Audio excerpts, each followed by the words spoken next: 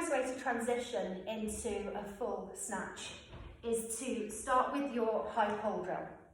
So we're going to do a few high pulls, maybe about 3 or 4. And each time you do one, you're going to send just a little bit more power into the movement. And when you send a little bit more power into the movement, you get a little bit more float of the bell at the top. It'll float for longer, might even go a little bit higher. And the idea is with each subsequent time we do a high pull, we are building that power so that when we eventually punch it through into the overhead lockout, it will feel like it just naturally floated up there, and all your arm does is guide it into position because you've got so much upward force from that high pull. So I will show you what it looks like. I'm going to do about 3 or 4 high pulls, and you should be able to see it getting higher and higher each time and floating for longer and longer.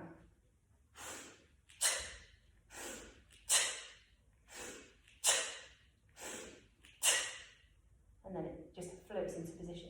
So there is no need for me to wrestle that bell into the lockout position. There's no point where I get to here and think, oh shit, I've got to actually press it now. So it's not a press. We don't have to catch that bell here and then continue the lockout with our arm. So the lockout comes just from a floating movement. So in slow motion, I'll be snapping my hips out here. The bell will continue to float up, and then I can just punch it through. So you'll need to have a really loose grip on this. So the more you grip it, the harder it's going to be to make it look and feel nice and loose and smooth at the top. So keeping your high pull relatively loose.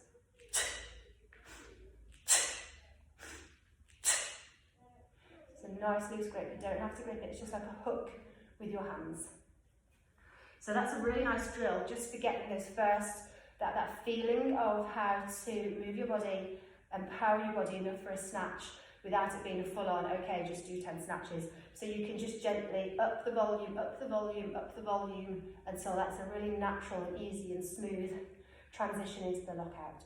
So remember, we're upping that volume of power, breathe out at your hip snap, and then after about maybe 4 high pulls of getting more and more power, it should feel like a really natural movement to punch, almost spear your hand through and lock out at the top. Keep your fingers loose, so it's a loose hook grip on the bell. So we're not grabbing it with our fist, it's just a hook grip for the high pulls. So just hook grip, hook grip, hook grip, and then spear it through. Open hand at the top, that's quite a good tip to remember.